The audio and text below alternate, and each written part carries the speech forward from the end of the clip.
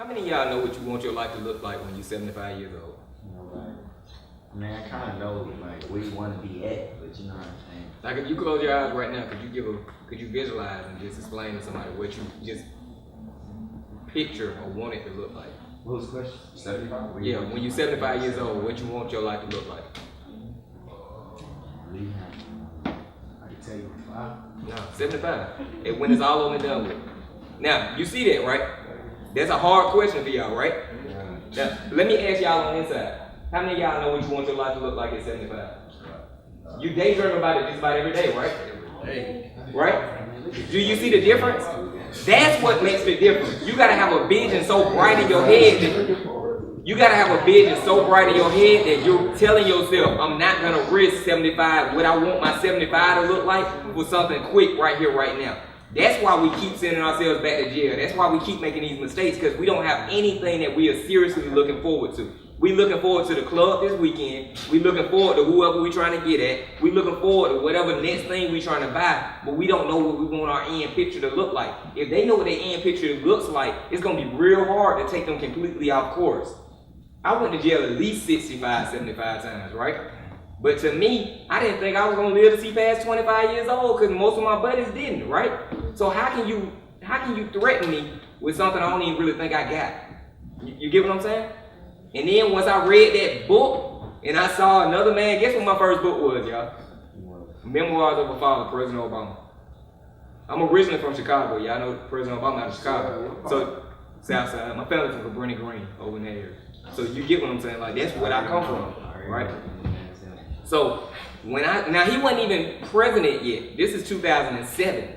But when I saw that somebody from somewhere I knew had done this much, and not saying he's from Chicago, but he's still out of Chicago, right? When I saw that it's a big picture that I can have more out of life, I was like, oh man, ain't no way in hell I'm finna throw this away.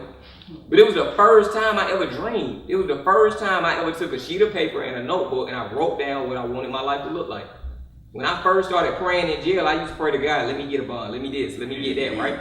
By the time I started my big picture thinking, I used to pray, God, don't let me get out of jail till I finish this picture. Don't let me get out of jail till I remember what it is I want. Because I knew me. I was just as addicted to selling drugs as the people were to using them, right?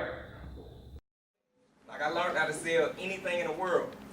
So I decided to open up businesses where I would talk to people and sell stuff because that was a skill that I acquired. So I drew from my past, but I didn't stay in my past. So what's the next one? Okay. Understanding. Okay, the reason why we have to understand this moment is because you have an amazing opportunity. And if you let this opportunity slip by, you may not be able to get it back again. So you have to own this moment, you have to assess this moment, and you have to make it a priority. The only things that you will ever accomplish are the priorities you set and the things that you tell yourself that no is not an option to. If you make no an option, you'll always say no because it'll get easier. So when it becomes too hard, when it becomes too stressful, when you don't know what to do, you're going to revert back to the no because you gave yourself that option of a no. So you have to look at this moment and you have to say, I've done too much to make it here. I refuse to go back. I remember sitting in jails at 4 in the morning while everybody else was asleep and writing in a notepad what I would do once I got a chance to live again. Once I finally got my freedom back, what I would do with it. I saved all of those notebooks. And when I got out of jail, every time I wanted to give up or I wanted to do something stupid, I went back and I read how important it was for me to just have this moment again. Because when you get in that moment, you cannot let anything rob you of your moment. Like how many of y'all look at this opportunity you have right now and you feel sorry for people in your neighborhoods or people who still are where you were because they're not here? So what kind of justice would you be doing to them if you let this moment slip by you? How many people have children in this room? If you don't change your life in this moment, what do you think your child's life is going to be like? How many people have friends who died along the way?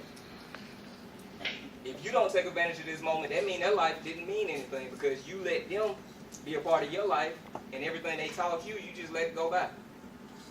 When I wrote my first book, I dedicated each chapter of my book to one of my friends who I watched die in the hospital.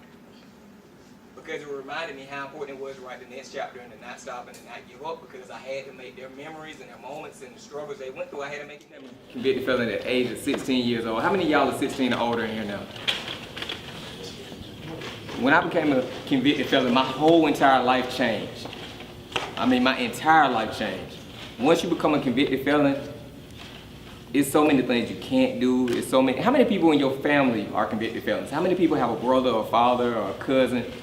And how difficult do you see life for them? Seriously. How many of them have a stable job? The people who you're thinking about right now, how many of them have a job where they've held that job for over a year? How hard was it for them to find that job? Did y'all watch their struggle? Yeah.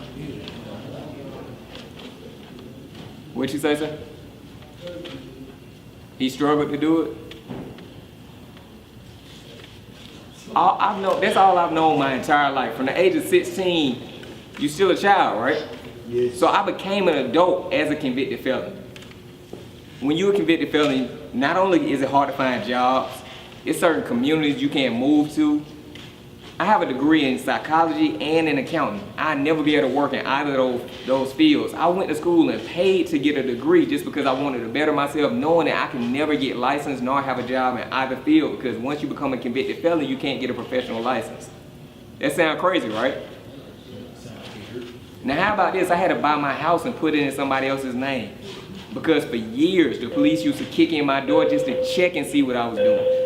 I was at home sleep once, and I wake up to people in my bedroom, and I got an attitude with them, so they locked me up.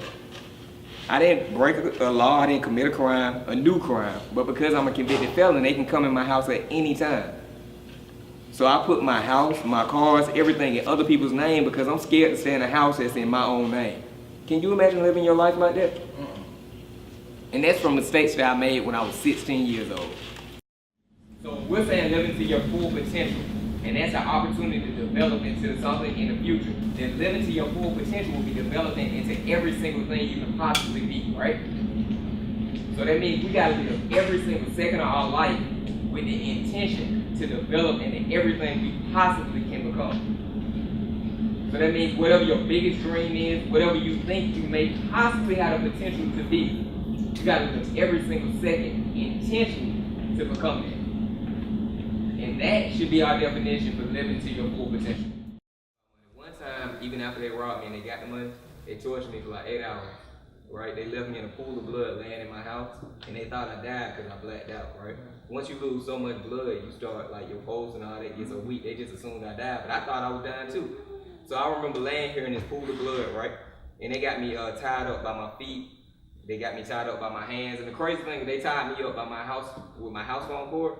I've never had a house phone in my house again because there's certain stuff that you just don't let go of. You know how upset it makes you when somebody come in your house and they tie you up with something of yours? Yeah. Right? So after that day, I've never had another house phone, right? Yeah, just cell phone. No, I'm seriously, I've never had another house phone in my house. Nothing with a house phone cord, none of that. I threw away every house phone cord. I'm not going back to that, right? But point, I'm laying in my floor, laying in a pool of blood, and it clicked to me that if I died right then that day, all people could say about me is that I slept with a lot of women, I had a lot of cars, and he stayed fresh. That's all I did with my whole life. That's all I had accomplished. And I'm sitting here laying here thinking I'm gonna die.